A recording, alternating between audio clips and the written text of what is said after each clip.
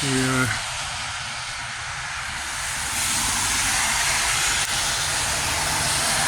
They had the gangster style Kodak Instamatic. Looks more like a gun. People are getting shot with that one, you know. They had eliminated that, and this one, you can only imagine what happened with that, yeah. They were getting shot at with that too. I had to ban that one, which was like a machine gun, you know. An elephant gun, machine gun, right? This one, people were actually going and robbing liquor stores with this one. What about this one here? I get the clip on the bottoms. It's just like an Uzi or something on the set, you know.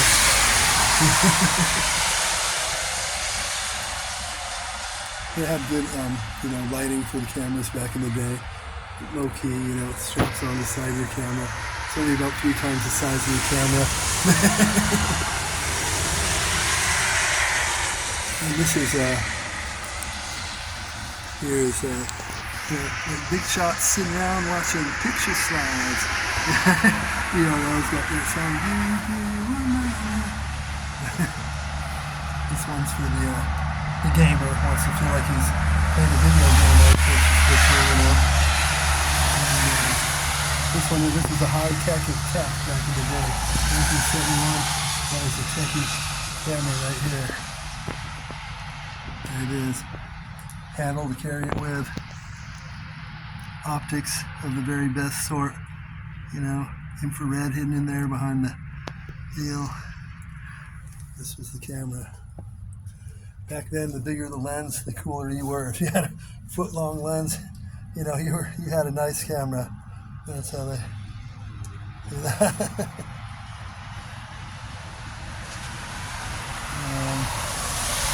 Good old Canon, you know. It looks like a Canon. You know. Here you got a Nikon with a big lens. These things are all worthless, you know. You're always going to give them $5 for them. But they're good for a meal like this, you know. They're pretty cool. We got Minolta, everyday Minolta, state of the art. And this one here, this is the biggie of the time, is the XL Rose developed that one back in the day. See, XL. This one has the flash, the high-tech flash of the day. That was to let you know.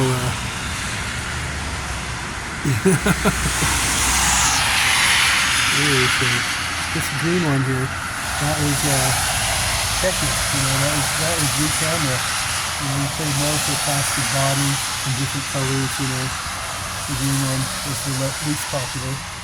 So probably worth more to this day. It's probably worth about $2 as opposed to $1 for the red and yellow.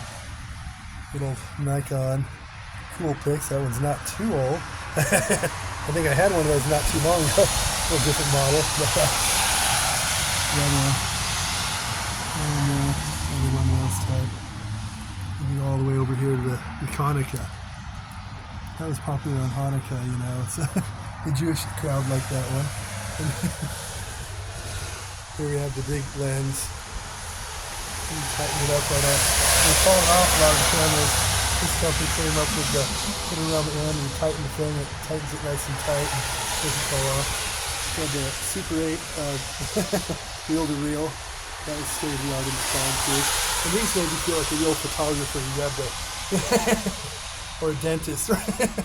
A doctor when they wear those things. You never knew what those were for, but it looked official on them and it intimidated the kids who were going to see the doctor, you know. This one, these bulbs, those burn out. You get about 3 blasts out of them and they melt, you know. The whole outside turns into a melted plastic, but kind of like a cheap aluminum dish with a bulb that goes out after a few flashes, you know. And the Brownie, I had a Brownie when I was a kid. Black and white only shot about 8 pictures, got it from my grandmother. Just good black and white, it's the Brownie, the Kodak Brownie, one of the original cameras, yeah. There we go, this big fat, that thing melts. And this one maybe melts right over. And you have this one, just wind up. It's no, if you don't have electricity or battery, just wind it as you go, you know? This is for the techie checking type of dude. You know, for Darth Vader and, you know, kind of look like a Klingon warship, you know? So these are 1969. Oh, you're the dude if you have this one. The Polaroid. You know, it's compact. The thing pops out there and makes it twice as big as. I mean, it's pretty small. It's a huge camera. I think it's huge. You pop out the front of it, it's even way bigger, you know. So this is what was going on here. This is your spy camera. This is the CIA and the real spy people. You know, James Bond type of people right here. That tiny one down at the bottom, that's smaller than the rest.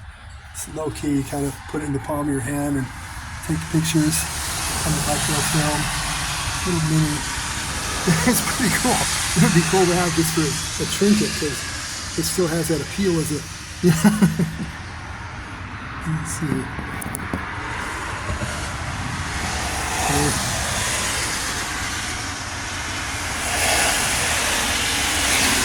It's pretty cool to see the lens in this.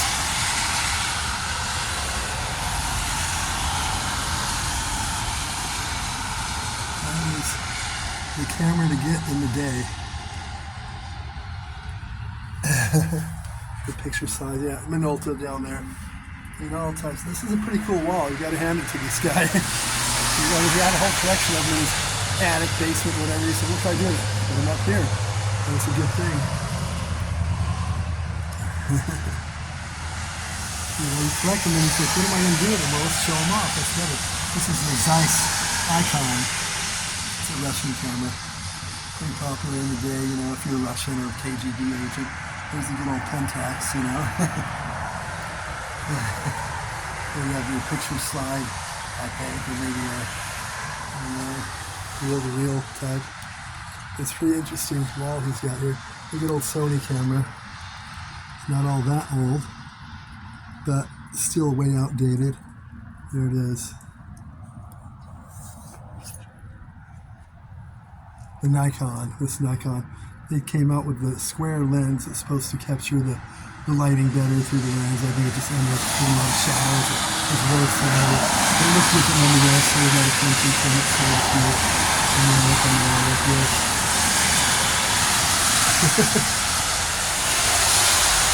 And this one here, that is the satellite camera. When you hook directly to the satellite, and you feed it right into the live feed with that camera right there. Satellite camera. High tech. That was put out about a year ago. It made it look like an old school camera. It was really one of the more high tech pictures of the satellite. I'm joking. This guy here, if you want to change lenses, if you want a timer, you know, you just wind the timer away. You change your lens, you know, different filters and toggle it around. This one here looks more like a gun, right? You carry that along with your sticking out of your backpack. Looks like you got the end of a machine gun there. A boom microphone. Back then, the longer and bigger, the more cool you were. It's an ultra sensitive microphone. Nowadays, they got them the size of a, you know, of a Tic Tac, a FET. It'll hear everything from the other side of your house if you're whispering, you know. That was the high tech at the time. The bigger, the more it hears. Nowadays, the smaller, the more it hears. So that's pretty much it. Whole lineup of different cameras, the reel-to-reel player. And the box, man, some of these cameras are in these boxes. Jeez, they couldn't make them any smaller. And some of the looks of the colors, like I guess they thought that was a new look. It's a handsome look we came out with. Let's face it, just the basic black camera works to this day, you know. I don't need colors. What's this one here? Let's see it, let's see.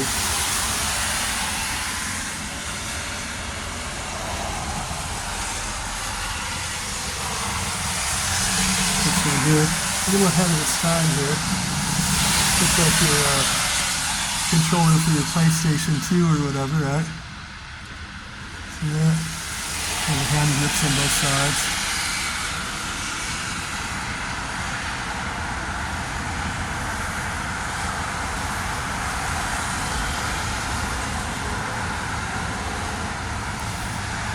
interesting because without this,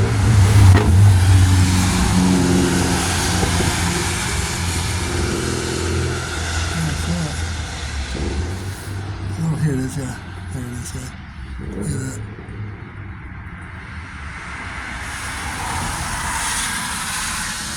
That's a quanta ray, kind of like a nanoray. The nanoray G12 is a good camera. That's the quanta ray. Here the Imperial, that was in the 30s, this was it, man. If you had an Imperial, that was the camera, you know. It was compact, easy to carry, and it even featured plastic, which was a whole new thing at the time. You paid extra to have something made of plastic, you know. Had the knobs down here too. You know, that's how you take your pictures, pull down on the lever. Oh my. This here, this is actually a camera, not a, you think it's something to play your picture slides. You carry that thing around and you try to pretend you're a movie, someone that does pictures for the movies, or you know what I mean, for the news. And it's a big bulky piece of junk, let's face it. But the most interesting ones are the, looks like a gun barrel here. That's sticking out, handle on the end like a Uzi. And this one here, people are getting shot, literally. That's why they're brand new. If you're walking out behind them, they're getting shot at with them. You know? One guy went in the film, the bank, he like his brother. It's a little copter and they're shooting at him. He's just taking a video of the bank, you know. He was the bank manager. This one, man, that looks a little suggestive, like a little gun you're carrying around. Oh man. And this one, that was a real scale. That's just like an Uzi, you know. And this little conical part of the end pops out. Most people didn't even have that on. Without that on, you look like you're running around with a machine gun. I think that's the one Patty Hearst was carrying. So, she came in. That was a fake if I've ever seen one.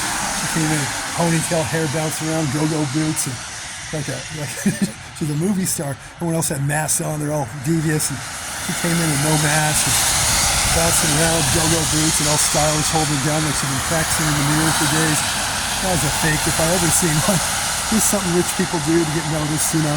Let's get Patty out there on the news and see what we do. What's the name? We'll have it look like a bank robber. Make up a name and say, okay, the SLA. People back then didn't know. That's the Syrian Liberation Army has kidnapped Patty Hearst, using her to rob banks. I mean, come on. The SLA, Syrian Liberation Army. They're going through America robbing banks. And she came bouncing in up through those video cameras from above. Ponytail, hair bouncing around, go-go boots all styled out. And everyone else just covered up, and she stood out because that was the idea, you know. Those Hearst, you go to the Hearst Castle. That thing they got from the church in Rome, 1300s, you know, mosaic, hand-painted, elaborate, like good art, tile ceilings. They disassembled in Rome and so on. They brought them to America by ship. It'd take like 8 months to get here with our airplanes and stuff. And they wait 8 months for it to get delivered and reassemble it at the Hearst Castle. A lot of stuff like that. They spent millions in that place. That was back then. That was a lot of money. They had big cages. There's that building there that was brick like that cement lion in one. Another with a Siberian tiger. Another with an Asian leopard. Big, ferocious animals. What do you do with those? Well, the guy drinks a bit much at your party, causes a little trouble. You paint him with blood. You chain him in there just far enough away where the tiger can't get to him. Tiger hasn't eaten in a week. He wakes up,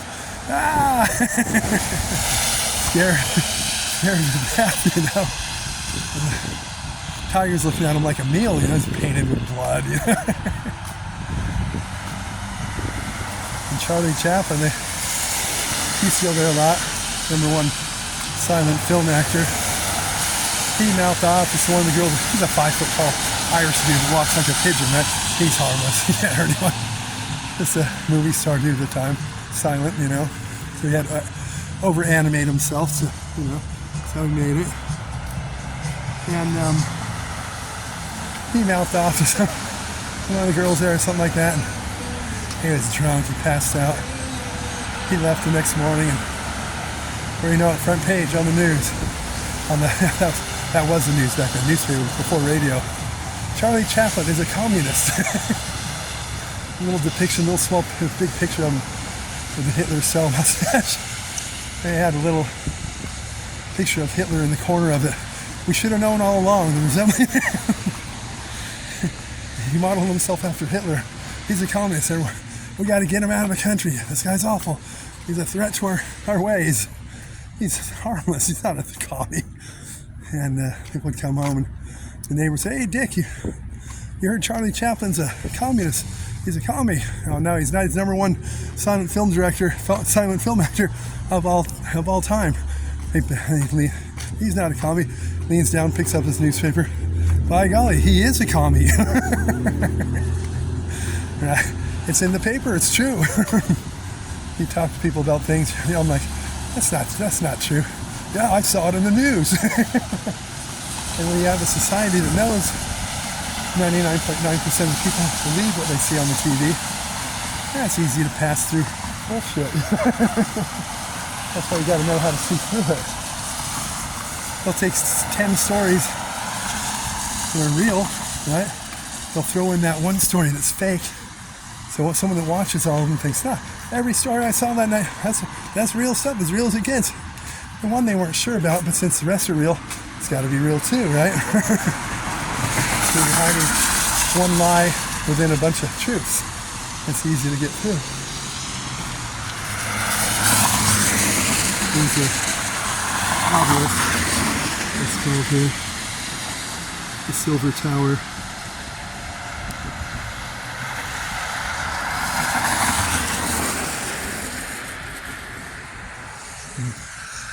I'm gonna shut this down. This guy here, I don't know how he's gonna do the Delhi Baba. Alibaba. It's pretty fairly new. It's been here a few months. I'm gonna try it, but the prices didn't look all good. Delhi Baba subs. Always fresh. Yeah. And we got the Kung Fu studio here. Yeah, that one guy in the movie Kung Fu. And you snatched the pebble from my hand grasshopper. And you got blind man. You couldn't do it quicker than the blind man could shut his eyes. He got you every time. So he couldn't snatch that pebble from his hand. Who knew?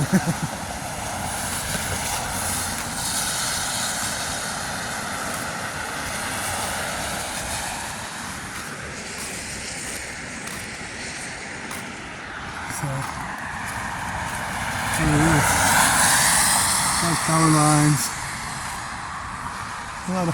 Well, we got 3 times as many as there was 6 years ago. I don't see that much more electricity going on. Some of these aren't even activated for, I guess they're on hold. Well, a lot of wires. If you look back from here.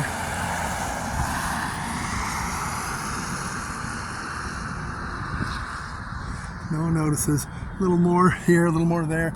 It's a gradual thing. Before you know it, your neighborhood's surrounded by wires. Some of these Earths, they're very, how would you say, they have no discretion. They're wiring me every which way. From there, I'm going to the left and the right and down. It's like, shit, they look rather sloppy, you know? Just stringing them along wherever, you know? No one seems to notice.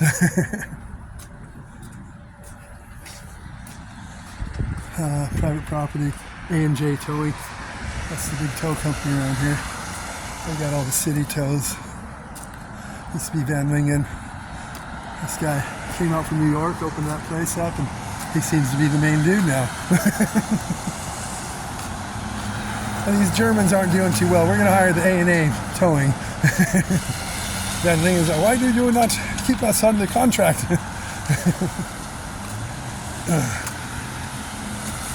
You know, Germans are perfectionists, right? They don't, the English language is Like there's a few other little ones that use the TH sound, like this, that. If you're a perfectionist like a German, think about it. That's a sloppy way to talk. Sticking your tongue in between your teeth. The true German refuses to use that. So if he's learning English, instead of this or that, he says dis or that. Give me that. Give me dis.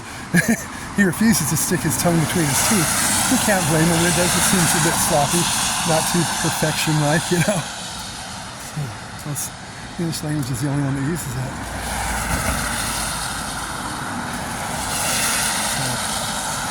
There's another one here and there, a few little ones that you never heard of, but basically the English language. You're going to find it in the Dutch, the Welsh, anything. Just the English language. But I'm glad we use it. It does seem a little sloppy when you think about it. When you're used to it, it's very normal. You know? Psychic eye shut down over here. The psychic eye, yeah. There was just a little hole in the wall, little 20 feet deep by 12 feet wide used bookstore. Not too much about psychic things. Stupid books. But it drew the attention to the people that want to be psychics and stuff, you know. It's cleared out now. On this side, I pulled a big dumpster there to load everything in. Got the health spa. The Psychic Eye Health Spa. See?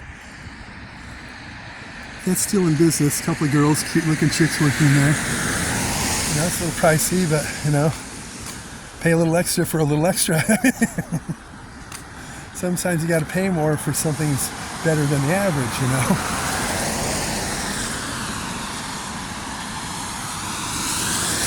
I remember in Nirvana, they had a few rubbing tugs going on. And they did a sweep, shut them down. There's one down on Catalina, right? The guy and his wife, they got sounded, you know. She was doing the extras and he would sit in the front room waiting. She wasn't on that. Yeah, if you're an older person maybe, but yeah. There's one on PCH I know. I never did. I don't go to those things, but you've heard about it. If you live around the area, you know where they all are, you know. Everyone does. That's why you learn how to get buses. Everyone's known about that, you know.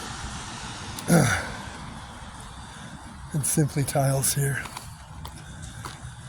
He used to go to BJ Liquor on Catalina, BJ's, and that was his name, BJ, and his wife ran it. Kind of like Al's Coney Island. Never seen Al's Coney Island. Him and his wife came out from New York. Jewish couple, he started that. Kind of like New York Deli. Couple, guy and his wife from New York came out and started the New York Deli. Good sandwich, pastrami sandwich or the corned beef, you know. Great. It's thick in the center, big thick meat. Thins out a little bit on the outside, but nothing like biting into some good meat in a thick amount like that. Normally sandwiches, all it tastes is the bread, you know, and sauce, never enough meat. So I like the New York Deli. Then he opened up one on Hermosa Pier, up next to Fat Face Fender's upstairs. I talked to him about it. He goes, I don't know what happened. I thought for sure it would kick in. Everyone would like it. No one even noticed it. So I had to shut it down, yeah. But you're paying $14 for a crap sandwich at the bar. You can pay $8 for a good sandwich, walk outside the bar and get it from him, but no one caught on, yeah. Alice Coney Island is right next to Foster Freeze on PCH. I used to go to Alice Coney Island and get a pizza dog. That's where I learned how to make the pizza dog. I learned from people like that. He made a good pizza dog. He'd put 2 at a time in his toaster oven, cook them up. Next door, I'd go next door and get the shake from Foster Freeze. And then when I was done, I'd take my motorcycle up to Marineland. Sometimes bring Tara. Go up to Marineland, which is like SeaWorld, 7 miles for it is. And they have one tank, you know, in Marineland stuff. You go underneath, under the ground. There's a big window down below that matches up the giant aquarium. You can see the fish, sharks, whatever, whales, whatever's in there on the other side. They had one section where the customer, you know, the person, the guest, he goes there, you pay a little extra. They give you a wetsuit, snorkel, fins, and mask. And you can go down there and swim with these. wild fish. We even had little sharks and stuff. A couple of Asian guys they brought their own wetsuits. Back then, a lot of the Asians liked to red on their wetsuits, colorful wetsuits. They were getting attacked by the sharks because they viewed it as blood, like a feast. You know, they only let you use their wetsuits. It was like SeaWorld, but a little smaller. Go there. That was pretty cool. And that shut down. And Foster's Free shut down. Al died. His wife tried to continue it. She just wasn't the same back there. So she wasn't happy, you could tell, and she quit. You know, she didn't do it anymore. It was no fun on her own. It was just her and her husband ran it. It was pretty cool.